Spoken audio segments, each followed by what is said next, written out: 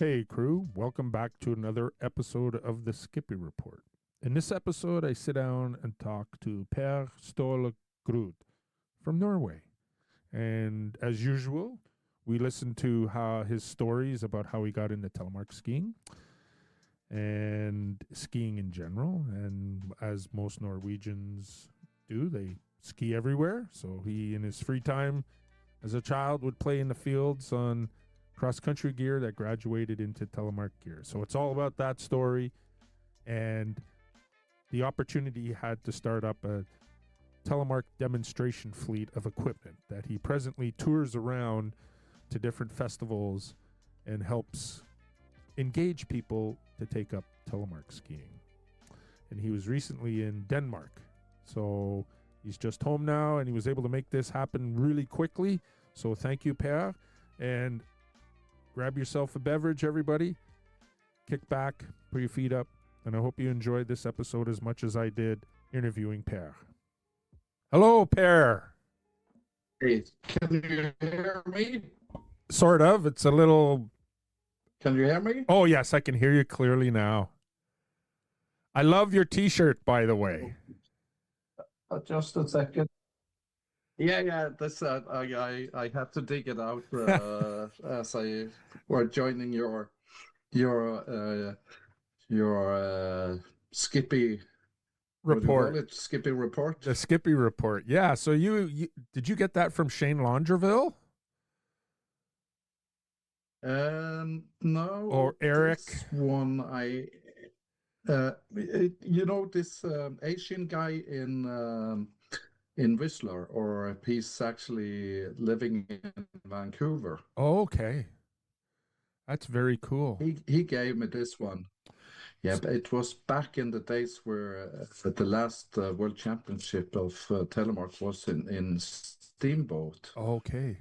And during that, I decided, okay, so such a long travel at cost for a flight. Yes. So I just as well go for a week and a half skiing in Whistler. Yeah, for on sure. my way. Yeah, for sure. So for the listeners, this is just an audio podcast.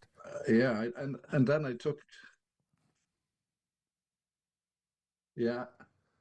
Just so you know, because the listeners won't be able to see. So Per has a BC Telemark T-shirt on, which is awesome.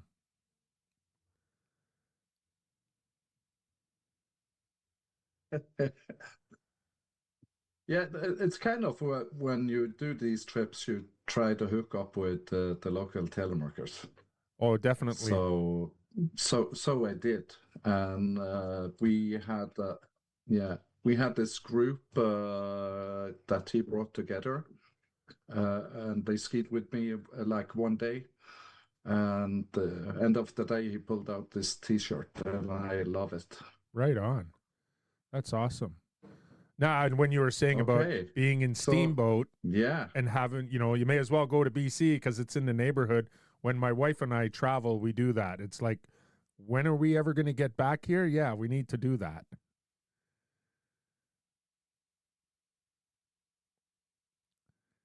Anyway, so for the listeners, for the listeners, I have, I hope I say your name correctly, Per Ståle Grude. Yeah, that's pretty close. Is it? So it's one of the better ones I heard. So, oh, thank you. Yeah, if I say it myself, it's Per Ståle Grude. Per Ståle Grude. Yeah, it's often commented to be pretty harsh, a little bit like the Swiss would say it. Okay. Now, I'm unfamiliar where you live. Do you live in like Denmark or Norway or Sweden? No, I'm located in Norway. Okay. So that's where I born. I actually live on a place which is called Grude. Okay. And it's a farm. So I grew up on a dairy farm. Been myself farming as a dairy farmer for over 25 years. Wow. before I went into the oil business 19 years ago. Right. I still have the farm, but we quit the production of milk and animals. Right. It was, yeah. So that's kind of my background living on the countryside. That's very cool because we have a similar background because I was the oldest nephew, oldest grandchild, and I grew up spending an awful lot of my spare time working on my uncle's dairy farm. And I still do that in my spare time. I don't work on a dairy farm, but I help cash crop farmer who's a family friend bring in their crops in the fall. And now I help a little bit when they plant also. Yeah. So, Yeah, it's kind of, yeah. So I want to get a little bit of history of your skiing background. Sort of, coming from Norway, we all know that, everybody Nordic skis to and from wherever they're going. Yeah. And that's probably where you got started. Yeah, it's kind of strange in a way with my ski interest. It's as this farm is laying southwest, it's a place called Stavanger. Okay. And this is pretty much only flatland. It's really close to the sea. Right. So I can see the sea and the waves from my farm, and it's rarely, not often, we have snow. Oh, okay. Here. But at the time when I was a kid, there was quite a bit of snow, and we went on skis from I think the earliest I remember, 3 years old. Okay. Yep. And we have some fields which also was pretty steep, and this is a kind of area with a lot of rocks, so we have rock fences. Right. Where you're gathering those things together. And when the snow is coming, it's more or less horizontal. Yes. But the plus thing with the rock fences, the snow is gathering behind it. Right. Yes. So that's where you actually could be able to ski like for 2 or 3 weeks. And so for my part, growing up, and I saw these fantastic alpine guys, and like from the TV, we didn't have internet, so it was a magazine. The ski magazine is one of those I started to buy early age. And at the stage, you probably remember too, there came this black jet ski. It's a plastic kind of short with steel edges. You could fit a alpine boot on. Okay. No, I'm not familiar because I was a true Nordic skier. I spent all my life pretty much Nordic skiing, and I wasn't aware. I never really followed alpine skiing. Oh, that was my start intro. So Oh, okay. after school, I bought myself used alpine boots, which was fitting, and I have had these jet skis, which I then carried up and was skiing behind the rock wall where there was a little bit snow left. Right. And so I did actually up to around 14. But it's an interesting thing. The newspaper in the region, they had each year what they called a ski school. Yes. And that's kind of combined with the ski federation. At the time, you get a diploma when you do the different levels. Almost like when you go swimming, you get the bronze, and Right. then you get the silver, and then you get the gold nap. Yes. And you progress through the different levels, and you can only do one level each year. Right.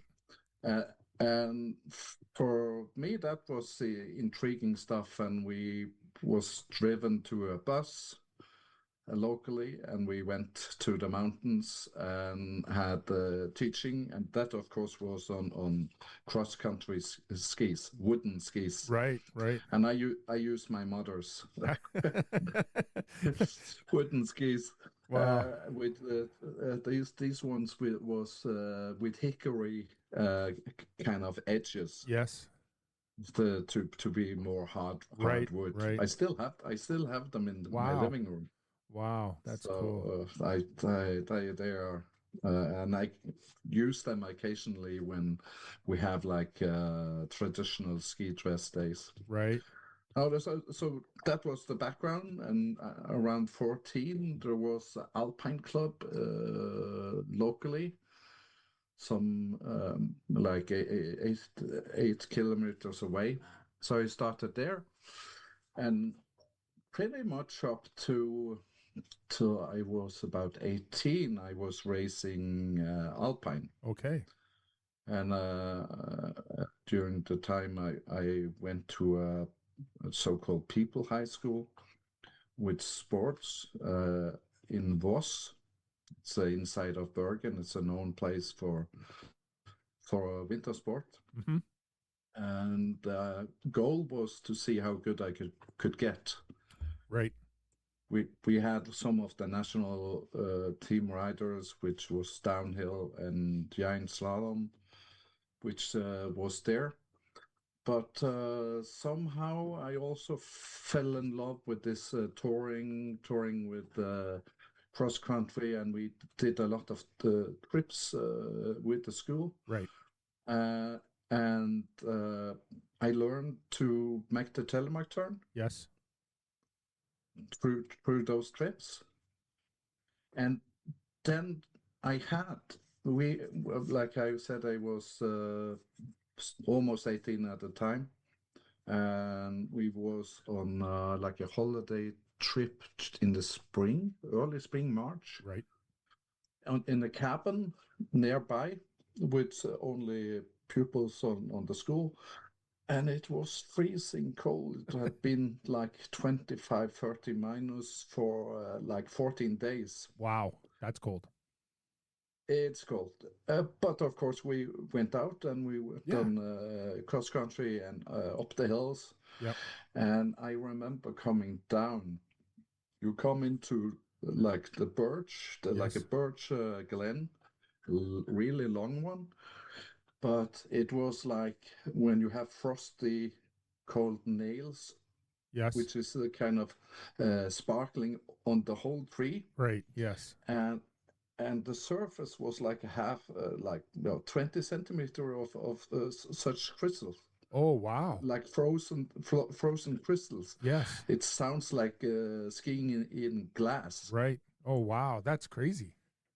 Yeah, and I skied down whole this. It was for 300 or 400 height meters in purely telemark turns. Wow.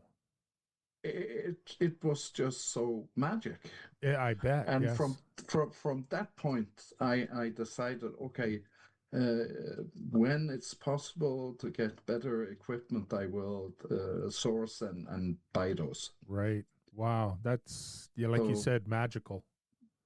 yeah, that was actually my intro kickstart to telemark skiing. Very cool. When you were talking about how you were skiing the fence lines, I was going to say, farmers, the best crop that they grow is rocks. I remember when we had nothing to do, we'd go out in the field and pick rocks all day. I was like, oh man. But we didn't have the rock fences. So what we did, my skiing, I got started behind a snowmobile with a water ski rope. All right. So it Because was I grew up pretty flat. Yeah, I grew up in it's called the St. Lawrence Valley, where Montreal is, in between the Appalachian Mountains or the Adirondack Mountains in New York State and the Laurentian Mountains, and it's very flat, very fertile land. So usually on a Sunday or a Saturday afternoon when we had our chores all done, my uncle would get out the snowmobile and the water ski rope. And all of us took turns on, we all used the same boots and the same skis. I think they were my uncle's. Yeah. Yeah, lots of fun, lots of good memories. Yeah, it's how you get into the playfulness of this mix of white powder, as I say. Yeah, and So and I like the idea of the playfulness. Yeah. We just spent a day or two with our grandchildren, took them out of Yeah. school, and their town is really well set up for cycling. It's very friendly. It's easy to get to all the community centers and that sort of stuff. And they have one center where they have two hockey rinks, and they have a full size indoor soccer field.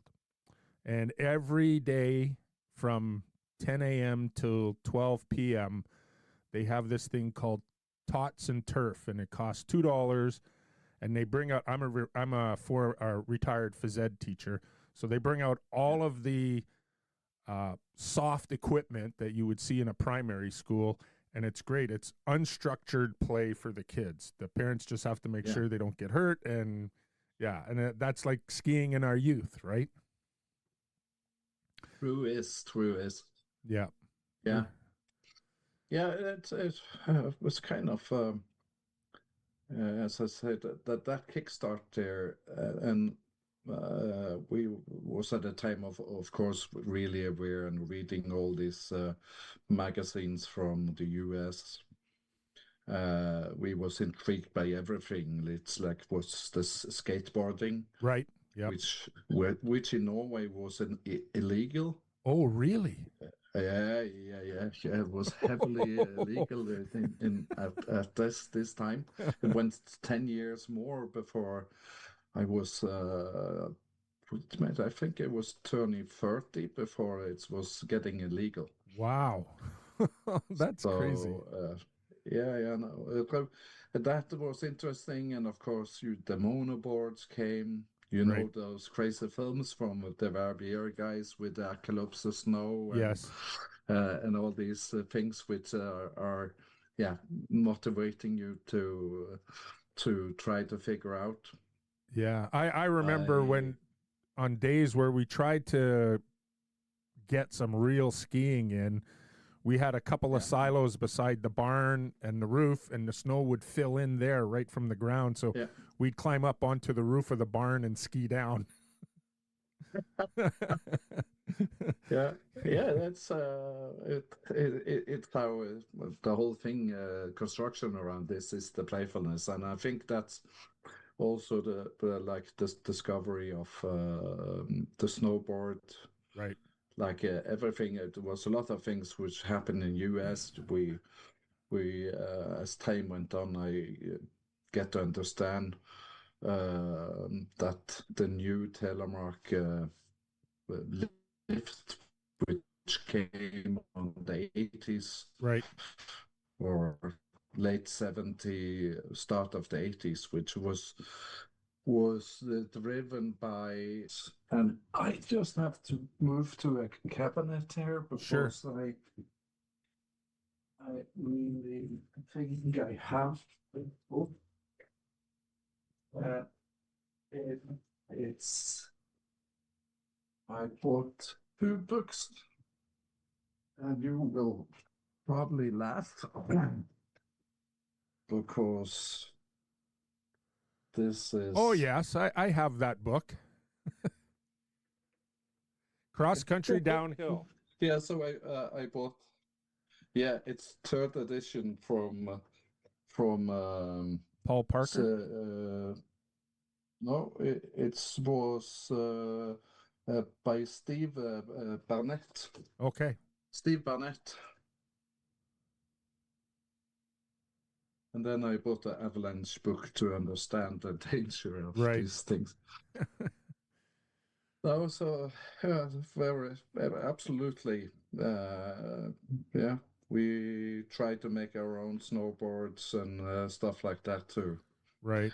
Up to the point we earned enough money. Yes. That's a good thing working on the farms. Yep. You do have to work, but you also earn money. Yes. So for my part, I made a big trip. We had a dream to go to Canada, actually, to ski. So I was there first time in 1984. Oh, wow. Yeah, we were three friends from this school, Yes. and we saved for 1.5 years, bought a round the world ticket. Yep. and the game was to ski as much as possible, and then shift and surf as much as possible. Wow. Actually, learn to surf. Yep. But the dream actually started. We wanted to go heli skiing Right. with the CMH heli Yes. skiing, Yep. and it was so expensive. Yes. That week cost just the same as the rest of the 5 months of travel. Yes. It, but it was worth every penny. It's I didn't do it on tellies, but it was alpine, Yes. and like 1 meter of powder. We were so lucky, Yep. uh, and uh, and throughout this trip, we went to Banff and we skied around Salt Lake City. Yep. Went down through the Rocky Mountains and was both in Salt Lake City area, Snowbird, Alta, Right. Park City, Yep. all these places. And actually, it was in Alta I saw the first Telemark race. Okay.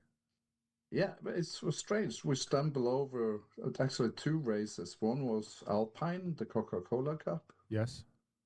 where we participated. I actually won that Ah, right race. on. It's the only race I won. It was great. But in Alta they had it was probably one of like the national series. It was the first time I saw a telemark skier racing and had a race suit. Oh, okay. Yes. So which I learned later was a big debate at the time. Oh, really? Yeah, that I think there is a cover on Ski magazine, like that the Fixed Ski magazine, Yes. where we have a telemark skier in a full race suit. Wow. So I haven't searched it up. We always had a Oh, discussion. Sorry, go ahead. Yeah, no, come on. Oh, we always had a discussion at our local little hill because my daughter was an alpine snowboard racer, and when kids stand around and race and they're in a speed suit, it's always really cold.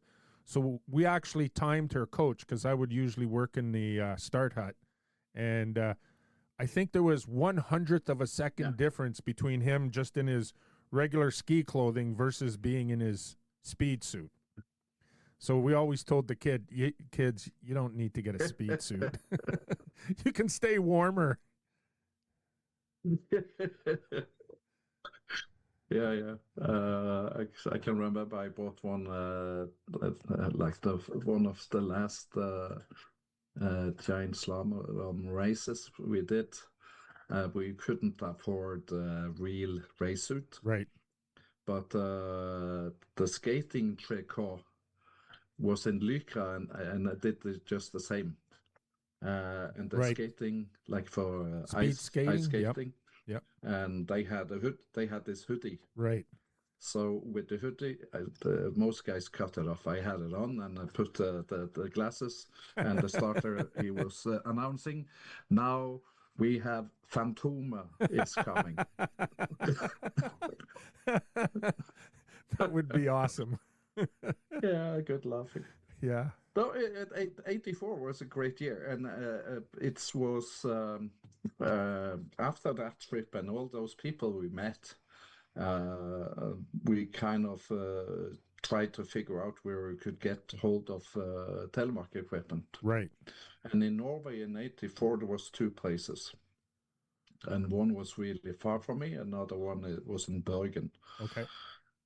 And I had like a reunion trip to the school I went to. Yes. So I went by the store, bought 3 pairs of telemark skis, 3 pairs of telemark boots, Right. which I brought home to my friends, and we were starting to rip the hill. Right on. And that Uh, would have been and leather boots and skinny yeah, skis. Yep. it was a solo Telemark Extreme Yep.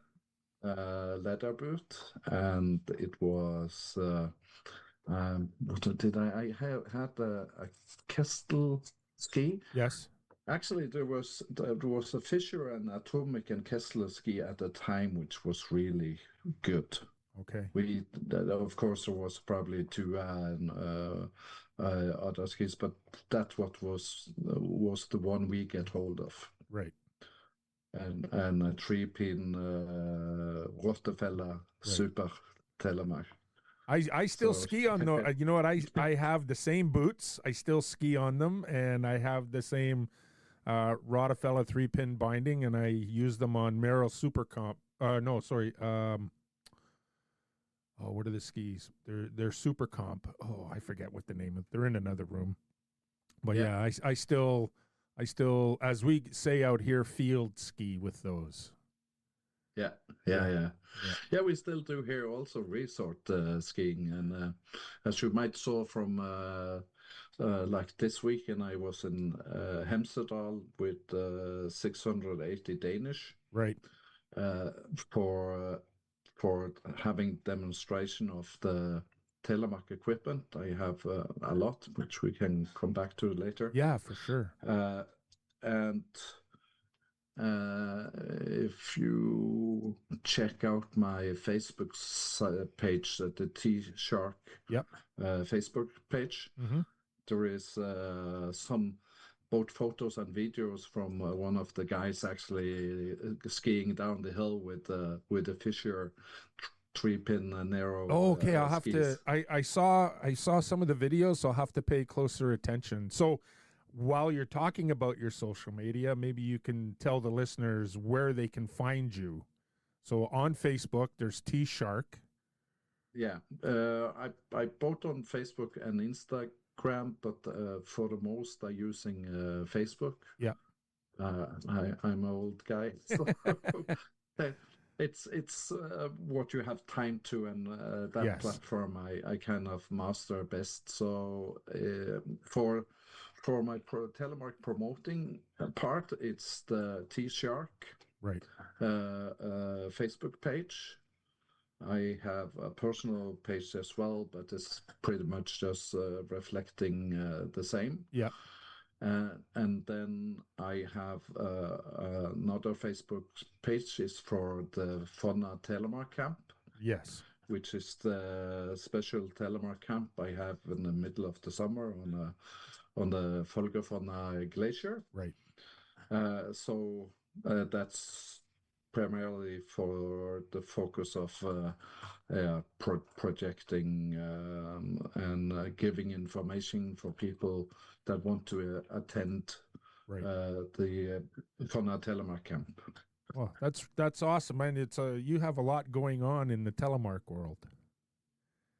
Yeah, it's the thing which been growing on myself. It's throughout all those years with kids and running the farm. There was not much time for it, Right. so it was kind of getting detached a bit from the you call the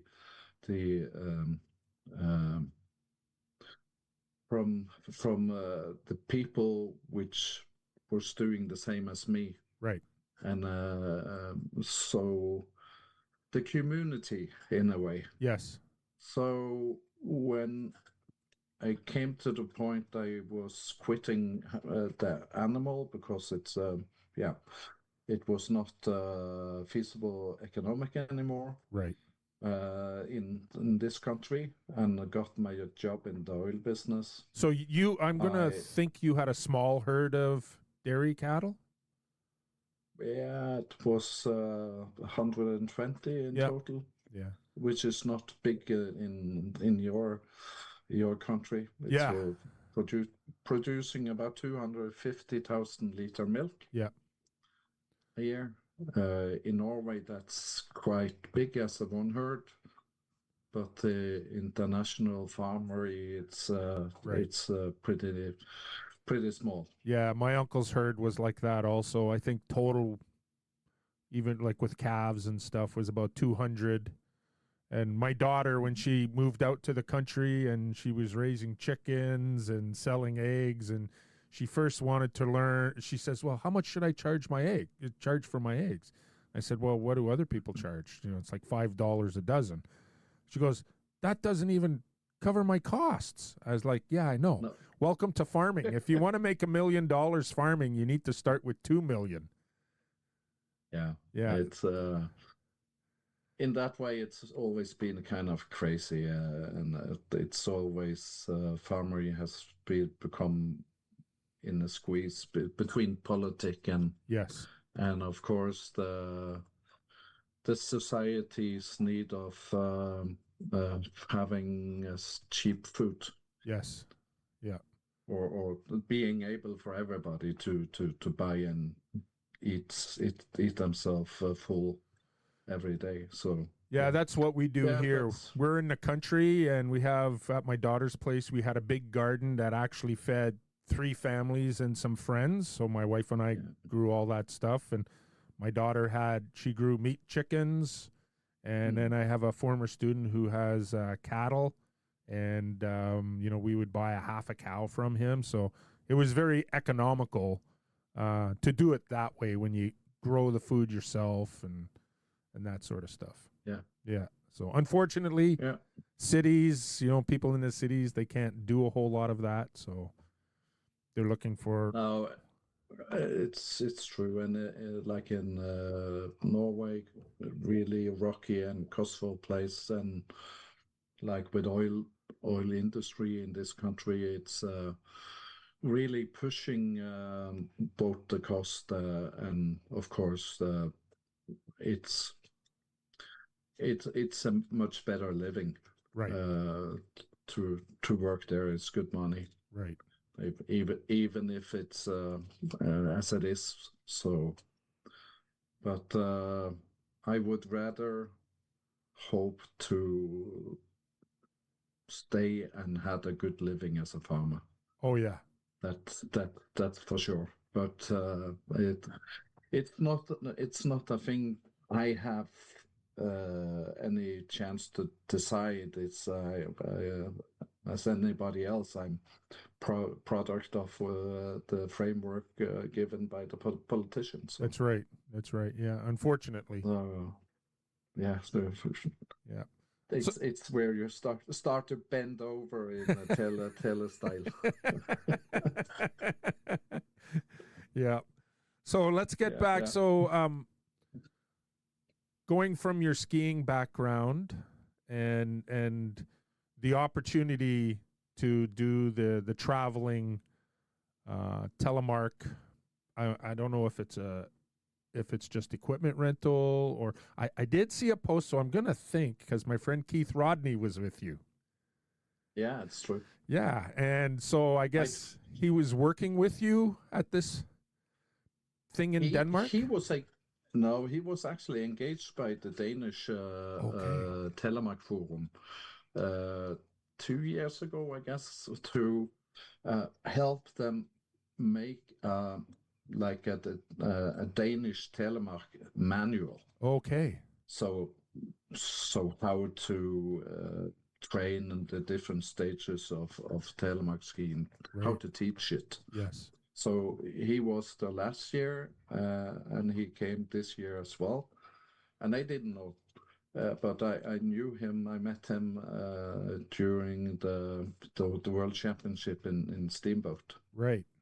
and we have mutual friends, Yep.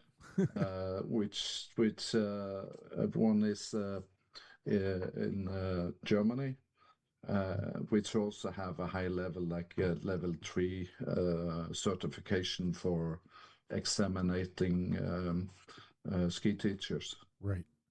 So yeah, yeah, it's cool.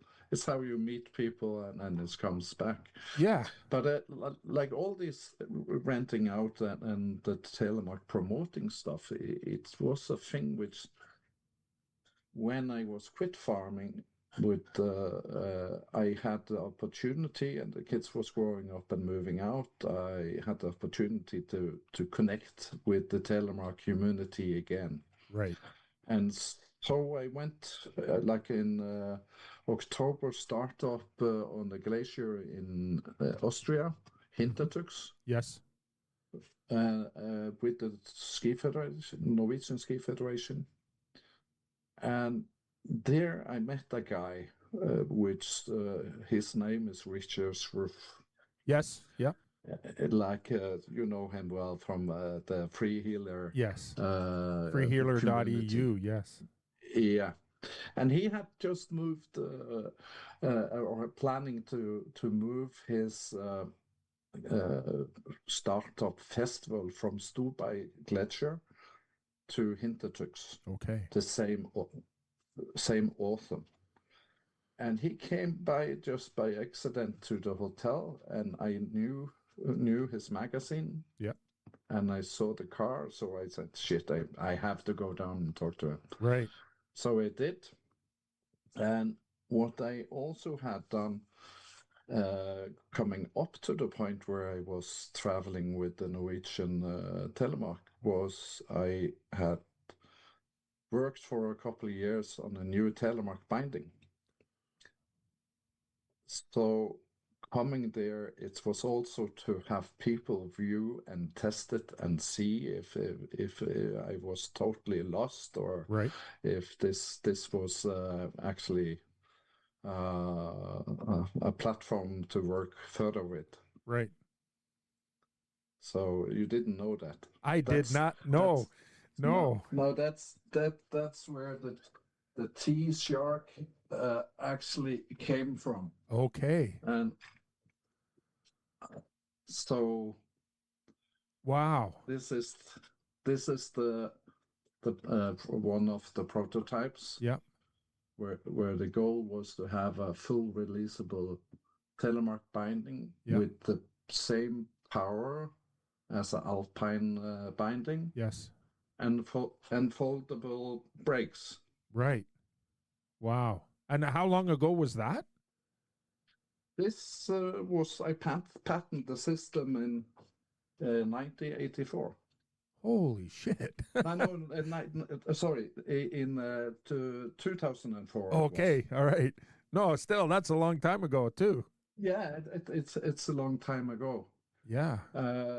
Because that's right around what NTN is 20 years old now, I think. Yeah, I was in a meeting with Rottefeller, and they showed me the NTN because I thought the system I had developed could be a possibility to be integrated with their NTN system. Right. But the Rottefeller, which is actually meaning the rat trap. That's right. Yeah. If I combine the NTN system with mine, it would be a completely rat trap. You couldn't get anywhere. Right. So you would be totally blocked. Right. So from that meeting I had that time, then I just decided this. I could not work with them. Right. So that's like a friend of mine, Wolfgang. He's a tool and die maker, I guess. And he had friends. They all, I can't remember. They were all Telemark skiers. Wolfgang's 83 now. Anyways, they all worked together and they developed a binding. And the first time I saw the working prototype, Wolfgang was skiing it, and I was on a pair of the original Bomber Bishop, and I skied up to him and I was like, Wolfgang, are those step in, step out Bishops? And he's like, no, these are my bindings. He says, I'm thinking of building them. And I said, okay, I will give you the money for my pair right now. I don't care when they come out. I want to buy the first pair from you. Anyways, he was a little hesitant to have them manufactured overseas because he thought, intellectual property would get stolen and that sort of stuff. And Yeah. they never came to fruition. He's still skiing them because two Saturdays ago I skied with him, and he still got them Fantastic. on there. Yeah, and I know I'll have to talk one day with Dave Bombard of Bishop, because Yeah. Wolfgang took all of the mechanical drawings and everything and gave it to Bishop, and then after that, then Bishop came out with the BMFR and the BMF binding, and that. Yeah, so it's interesting how people with technical and mechanical who are technical and mechanical minded tinker and come up with these bindings. Yeah, it's strange. At the same time, it's intriguing that we there is a drive of trying to make things better. Yes. So like finding solutions and stuff like this. This is something which you, as a farmer, you kind of deal with every day. Yes, I remember my uncle But having yeah, somebody come with this big chute for trimming the hooves of the cows, and when he looked yeah. at it, he goes, "I can build that." So the next day we built one. Of course, Yeah, we of had a course. whole pile of steel in a pile, and he welded, and I cut Yeah. steel, and away we went. Yeah. It's I'm not sure. I think at the time we had internet starting, and you had the Telemark tips. Yes. You remember? That's where And I learned to telemark ski. Every Saturday morning, I'd go to our little hill. I'd go on telemark tips, and it's Franash Umash, I guess it is. yeah, And I would listen to a tip, and then I would go and spend the whole day just working on that one tip all day long. yeah. But like Mitchie had a lot of. He was a good thinker Oh and yeah, driver, and they put up all these list of things you would like to have in a telemark binding. right. And this master list of him, Bly, became kind of my very intriguing thing to try to figure out. Right. And so it was ending up, it should be step in, step out, all of these full releasability. And my invention in the big part here is the ability to fix the heel Right. as it's down for the foot which is leading. Yes. And through that you was actually able to have the same power. Actually, it's Okay. proven to be more powerful than an alpine binding. So that heel piece would, on the lead foot, lock the lead foot in, and then on the back foot, the trail leg, it would release so that you could flex Yeah, the boot. but still it was loose. So Okay. you could move just freely. Okay. I can show you actually. Yeah. I take this other one. Some of the big problems, you couldn't connect this system anymore in Right. the same way as like I tried the Dynafit system, Yes.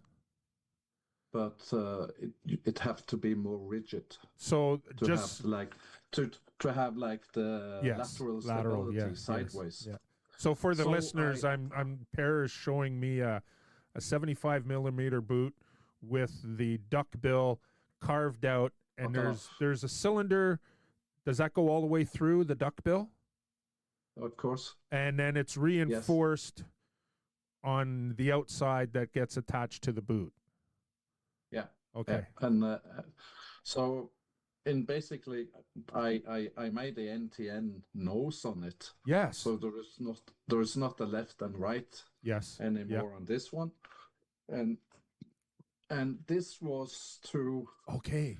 get so attached on the back it's a slot. Yeah. But it's a long one. It's a high and long one. So that looks very familiar to Nordic bindings, where they would have the tooth that comes up out of the back, And then there was a Yeah. little slot like that at the back of the heel of the boot that it sat in to give you a more lateral. Yeah. Yeah. Yeah. But that was just Okay. too little.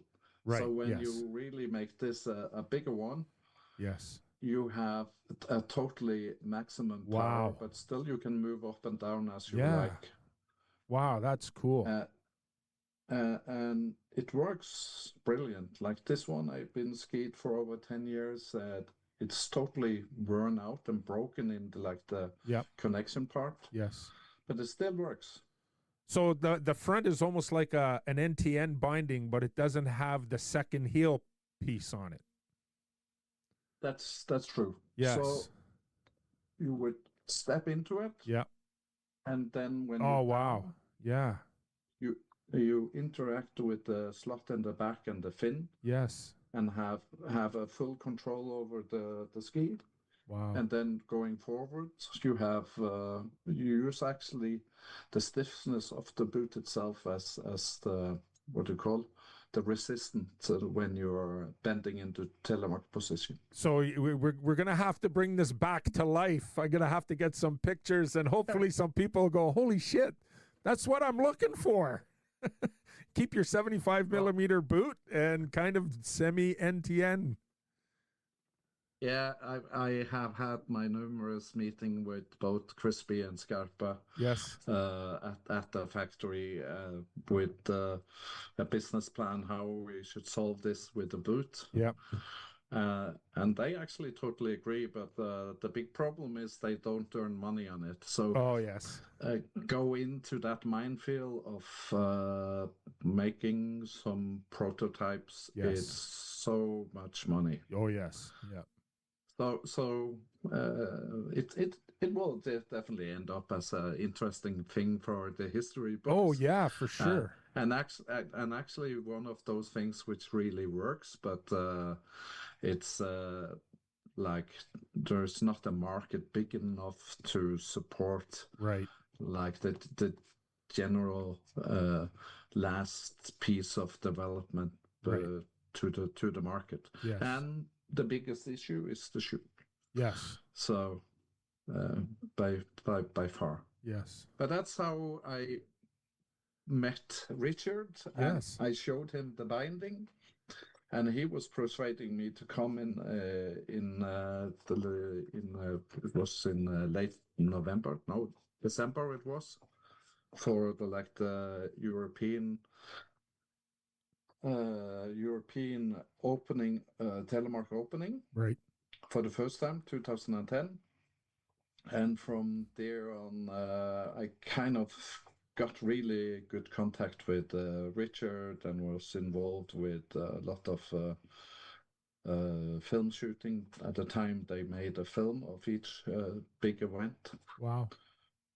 So from there on, I just figure out this community is just great. So I try to do more, go to more festivals, and all of a sudden I was involved with different countries within FIS. Yes. For helping out for the World Cup races. Yep. And through this again, I was backfired in getting known as a Telemark figure in Norway. Right. And eventually I started this Fonna Telemark camp, which is going on just around midsummer. Right. I'm not sure what you call it, but it's like when the sun is turning in the summertime. Yes. Like So, the summer solstice? Yeah.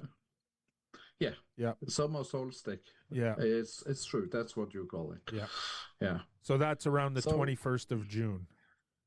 Yeah, it's correct. And I think Bob Mazerai went up there last year.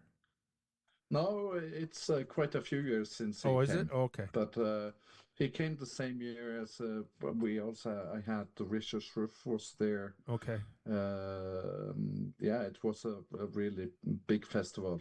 Wow. But it's actually become a decent size of it for like time of the year and where it is. Yep. up to last summer when the ski lift went bankruptcy. Oh, geez. So like the glacier is melting, and Yes. it's getting more and more difficult to keep like the summer ski area running. Right. So it's still a lot of snow, but last year it was turning more into being a Telemark touring event. Right. And it's also what it's gonna be this summer. Okay. It will be a Telemark touring event. And people can find information on that on your Facebook page around the time that it's going to take place. Yes, yeah. If they search up Fonna Telemark Camp 2026, it will be now. Yep. It's there, but it's always been the same page. I just rename it each year. Oh yeah, for sure. So it's a good way to do it. So Yeah. if you scrolling down Yep. through the years, you can find videos and live broadcasting and Yeah, it's a history of the reportages and pictures. Yeah, absolutely. So you get the vibe of how the festival is. very good. Yeah, it's neat. It's special. It's different, and it's we ski into the midsummer Right. sunset Yep. at 11:30 in the evening Wow. before we go to the bonfire and have a party. Nice. So it's something different. Yeah. And Yeah.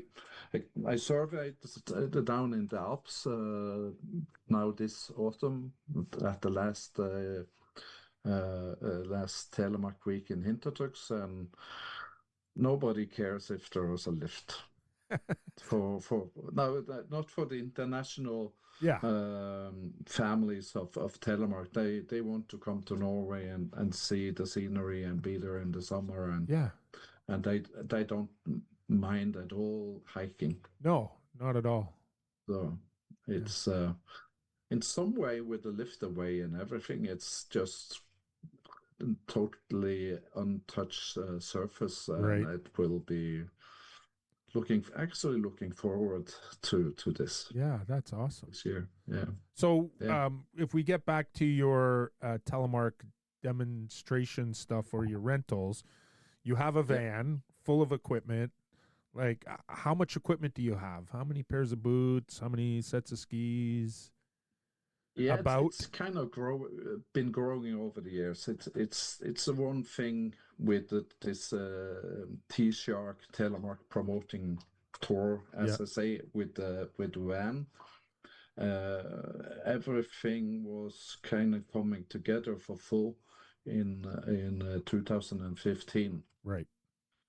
And we decided I decided to make a project to promote telemark skiing. And at the time, I collected quite a bit of equipment, but it should not be a project where I was earning money. Right. But it was really important that it should be what to call it a non-funding project. Yes. So having me coming with this, it should not cost anything. Yeah. Basically, if they gave me a ski card, if they make a space for me to live, things like that, Yeah. it will only contribute to the possibility to do it more, Yes. to be more places and stuff like that. Yes. So it in this way that the van with those pictures on it, as you've probably seen, they are kind of attracting the interest and the beauty of the sport and the telemark style and technique. Yeah, I did this. I did the same thing here in Ontario and focused on the youth. And we have private ski clubs, and they're a little easier to get in and work with. And so I would have race teams come, alpine race teams come, and they would spend half a day with me on telemark equipment, along with their coaches. Also, we put the coaches on the equipment, and taught them how to ski alpine, become better alpine skiers, Yeah, and then start to play with Telemark. Yeah, so it was yeah, lots of fun, and we never made any money. It was just, here's a place to do everything. Here's your lift ticket. It was yeah, it's lots of yeah. fun, lots of time. Thank you for your time and doing all that, because it's an awful lot of work. It's so yeah, it's like quite a bit of work, but it's also nice to see Yep. actually people get hooked, and now and then they as it is now, you have to buy on the internet and stuff, and I come around with like 35 pairs of Telemark boots and 30 at least pairs of Telemark skis with different types of bindings on the market, Right. NTN and 75. And people have the chance to test and explore Right. both the size of boot which they are fitting, then they know what to try to find on the internet or what to buy. Yep. And the same when it comes to the ski, if they should start on 75 or they should go on the NTN. Yep. And if they fairly beginners, of course 75 is the best norm. Yep. And if you want to, or better skier or developed or master already the telemark technique, the NTN can be probably the best way to go. Yes. But as we know, it's kind of a cool thing. It's you see all these comments on all ways of people are skiing, what's right, what's wrong. The cool thing about Telemark is you can do it like you want to. Yeah. There is actually no solid rule that you cannot do it this way or that way. Actually, when you see the really good ones, which actually have, they over accelerate, and I do it a lot. Yep. Myself, I love it, and so that's my one of my specialty is riding with a lurk. Yes. Yeah, the stick. Yep. The alpenstock or whatever they call it. I have one And also. yeah, Mine and mine was all necessity. It's all kind of come around because it's just a fun to learn and explore new ways. And so my project, it's also a solid excuse to get out there. Yes. To get around. And as time came and time ran, I became also kind of part of the Freehealer team to Richard. Yep. Combined with having my own Telemark promoting tour stuff. Yes. Yep. And as you get more known, we started to do, because different festivals asked if we could do lure courses. Okay. Yeah. And so that have become one of my specialities, is going around different places and teach lurk. Yes. Yeah. Which I found really interesting. There's often a lot of ski teachers which are signing up on the course. And I still haven't had a course where they are mind blown. Oh, really? Yeah, it's because they do not quite know what to expect. So I use a lurk differently than what I see almost everybody else. And I use it on the outside of my turn. Yeah. And so it creates more separation and angulation. And so and that was the way I was shown how to use it. Most people drag it on the inside of the turn. And so I was teaching a friend to Telemark who was like a level 3 alpine instructor, and he was having some difficulty. So I said to him, Peter, try my lurk. It's a little tall for you because he's like 5'7". I'm 6'6". and my lurk comes apart and it's like 8.5 feet long. All right, And you have with the balls on the end. well, I don't have the balls, but I have these steel things. It was called the telly stick. I broke this hand very, very badly skiing, and I still wanted to ski. And I tried my poles, and it didn't work. So I tried my Oh, kayak paddle, and I was like, yeah. I can hold that because I had a cast, and the three outside fingers were all together, and then my hand Oh, was changed like this. So I I. spent 6 weeks like that. So I found this, it was called the Telly Stick, made by a guy named Matt Welch in Maine. So I bought one from Yeah, him. I actually got to meet him and ski with him, which was a blast. Anyways, back to Peter. So I told him, drag it on the outside because he was having difficulty with separation and angulation in Telemark. yeah, yeah, And he, as an alpine instructor, he got it right away. He understood. He had that yeah. aha moment. He's like, "Oh yeah, I have to get one of these." So he ended up buying one. Yeah, it actually quite a few ski teacher also teaching alpine with the lurk. Oh, okay, yeah, But yeah, that's kind of the things which intriguing those teachers is it's like a course is actually demonstrating a lot of exercises. right. Like I think it's between 12 and 16 different exercises, Okay, and and all of them is purely to kind of get a sense and sensation of what is working yes, and what is not working. right, And as you explained yourself, it's the biomechanic for you will have to work, and it's about your position as your body and angulation. yeah, And for your part, this is working best on your outside. right. And and we see this a lot. There is a lot of different preferences Preferences, yeah, depending on the telemark skier style, right, how he or she is actually riding. yes. I do know, like when I'm at J Peak, there's some runs that are very very steep, and I do use it on the inside because the pitch is right there, right off my shoulder.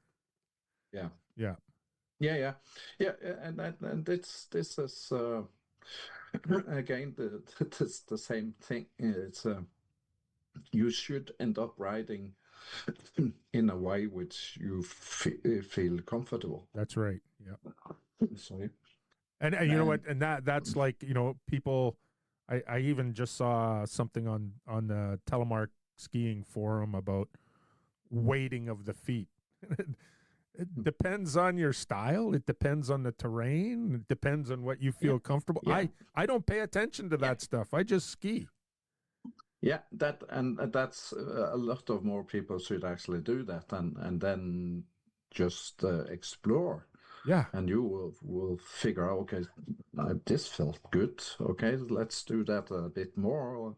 Yes. And it will always depend on if you have a good eyesight, if it's bumpy, if it's flat light, Yep. or if it's bright and sunny, then everybody is heroes. Yes. So it's or it's hero snow or it's a breakable crust. Yep. This is a game where you want to play and collect good turns, Yes. good moments. That's right. So you're not learning anything of the shitty ones, but all the good ones is growing your personality and Yep. joy for skiing actually. And Yes. yeah, Yeah. Yeah. Just get it's the out there and payback you ski. want to grow as a person. That's right. Yeah. So this has been fantastic. I want to thank you for making this happen so quickly. Yeah, it's a bit busy days, but actually today was fitting. I'm back home after 5 days with the Danish, Right. which was fantastic. Over almost 70 people tried Wow. boots and skis through these 3 days, Wow. That's and fantastic. getting home, getting the gear in place again, try to get my head around and preparing for the Christmas which is coming, and Yep. And yeah, now, kids coming home, okay. all these, yeah. Now, your next festival or place that you're going to is where? Well, this year, the next really big festival international would be the Black Shoe in Tinge Yes. in France, which is the last week of April. Okay. But in the meantime, I will help out on the Norwegian Cup and the national championships, which is happening in different weekends during the winter. Okay. Around in Norway. Yep. For most, and probably I will also have some demo days for locally the local ski areas around.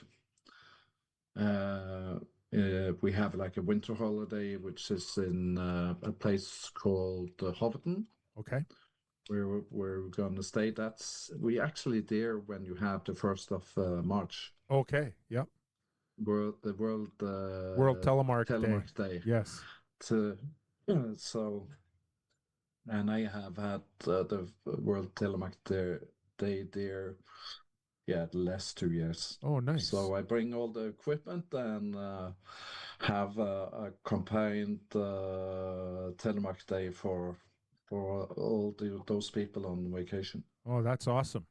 Very cool. So yeah. And that's the good thing. You don't need to earn money on it. That's right. You don't have to do it as a fully solid planned thing all the time either. Yes, flexibility. Yeah, give you time to come home and recharge.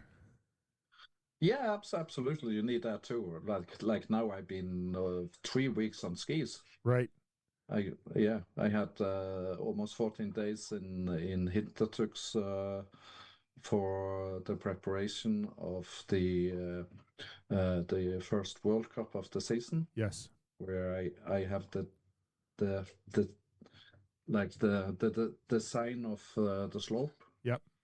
It's my job, and then helping out with this campus trainer courses, yep. and which they hold for the whole week, and then teach lure classes during the festival. Very cool. So yeah, I only have 1 day on skis right now. So I'll this coming Saturday I'm meeting up with we've been friends on Facebook a long time. He spends a lot of time skiing in the bush, and so he says for the first time in 20 plus years he's got a lift ticket. Seasons pass, so he says, I'll meet you somewhere. I was like, okay, we're going to go here. So he's gathering up his posse from around where he lives, and we're all going to go meet and ski at this little hill. Yeah, it sounds like a blast. And then we're off to our cottage, and we'll be skiing all around, because our cottage is in Quebec, so we'll go there and ski around Quebec. You go there for Christmas? Don't go there. I've been asking my wife since my children were little, I'd like to go to the cottage for Christmas. And she's like, no. I was like, oh, please. So now I have grandchildren. I get to do it all over again. I was like, I want to go to the cottage for Christmas with Lola and Avery. And they're starting to ski too. So that's lots of fun. Yeah, that at the moment here in Norway, there have been 14 days of mild weather. So we still hoping and waiting for the cold weather to come in, so we can get the ski areas locally started. Right. Well, we've had a good old winter here where we live. I think this may be the most snow we've had in December in about 20 years. And Jay Peak, we ski at a mountain that's about 15 miles away from Jay Peak in northern Vermont. And Jay Peak has got the most snow in, I'm going to say, North America. I know in the U.S. because I saw a rating, and they've had 187 inches of snow already this year. All right. And then that's Go ahead. Yeah, no, that's amazing. Yeah, It's and like Europe was starting good, and it's been a lot of low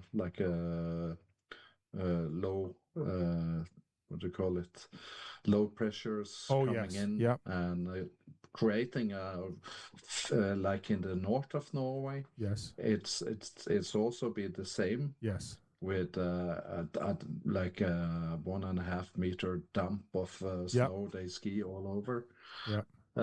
But again, like close to the coast, we are more risk of having the mild weather getting a little bit too mild. That's like So that's like British Columbia down by the coast. They get more yeah, rain, and then once you get up into the mountains towards Whistler, that sort of area, then they yeah, have yeah. more It's snow. Same. it's getting better when you Yes. come further in, or yeah, it's like Newfoundland as well, Yes. in the other side. Yep. Where I've been there a couple of times, Oh, and have you? sometimes yes, at work. Okay. Yeah, I have it. We have had rigs which I sorted out with equipment Okay. in which been operating out of Newfoundland. Oh, cool. Very cool. Um, Also in the winter, and with over 1 meter snowstorm, actually just a week before Christmas. Oh, wow. So yeah, it was beautiful. Wow. But I didn't have any skis with me. Right, right. I'm trying to get my wife to go to Cape Breton Island, or sorry, Cape Breton, because there's a ski resort that you ski down into the ocean. So I Yeah, thought, it's oh, that would beautiful. be nice to go there. Yeah, it reminds me of a lot of the fjord skiing that I see out of Norway, where people go and do first It's descents, and true. yeah. Yeah. It's like in north of Norway, we have a really famous place called Narvik. Okay. It's gonna have the World Championship in it's 27 or 28 for the Alpine, Oh yes. and it's just you ski straight down to the fjord. Wow. It's beautiful. I would imagine. All right. Well, So we're going to end this here. And I want to yeah, thank you so much. And I'll steer the people to your Facebook page. absolutely. And It's a also, lot of I'll, stuff to find there, especially about telemark skiing and stuff on the T-Shark page yes. and the Fana Telemark camp page. Right. Yep. Absolutely. Yeah. We're sharing a lot of different things. We work with the Free Healer Yep. magazine, and we work with Telemark Skiing, Right. this Ukraine magazine or page where Right. it's projecting what's going on the scene in the world Right. Yep. on Telemark. So both festivals, World Cups, and everything. Right. Yeah. Very good. Well, thanks again for doing this and making this happen so quickly. Yeah, and thank Keith also for pushing this and wrapping together and get all these good stories Oh, yeah. and put out a nice podcast. Oh, So thank you. I'm talking into and listen to your what do you actually call it? It's this Skippy report. Yes, yes. It's a long story. I used to do something on Facebook traveling, and I wanted to call the podcast something else because it started off basically as some things that interested me, but then there always seemed to be a skiing end to it. And then I think last year when Amy Butler encouraged me to do the Women in Telemark Skiing series, which I'm Yeah, continuing, yeah. I decided that I'm just going to make this all about telemark skiing. There might be some other episodes that I find kind of, people who are interesting, talk Yeah, to them about what they're doing and that sort of stuff. But, yeah. I'm going to say 95% of 99% of the content is telemark skiing. Yeah, I love it, and it's good for the community and gets the different views in and Yes. project people from the scene globally, Yes. and it's nice. It's the same like Josh Madsen. Yeah. He is also doing these different podcasts, Yeah. and it's we really need it, and it's also a great achievement to actually do that and dig out the people. And Yes. Now, yeah, are you familiar with the other Telemark podcast called the Pretty Good Telemark Show? I think I came over it, but Okay. haven't listened. Who is doing that one? CJ Kosha from Telecolo and Adam Sourwin. Ah, Yeah. So I can send you a link because they've got the new season yeah, up please. also. Yeah, please do. It's Telecolo is a cool bunch. Oh, yes, for sure. Yeah. All right. Well, Yeah. Thanks again. Thanks, and have a Merry Christmas. You also. And yeah, We and need lots of snow. Lot of snow and free your heel and deep knees. That's right. As I say, free your heels, ski for real. That's true. It's true. Well, there you have it, folks. Another episode, a rather historical episode of the Skippy Report with Per Stahl Grude, all the way from Norway. And the history that he's put together, and with creating T-Shark, which is a demonstration fleet of equipment that tours Europe and some of the big festivals there. So thank you, Per, for doing that. And if you're looking for information, you can find him on the Facebook, T-Shark, and Fauna Glacier Resort, where he operates a summer solstice telemark festival. Anyways, a huge thank you for Per to make this possible so quickly. And just check back later for another episode of the Skippy Report.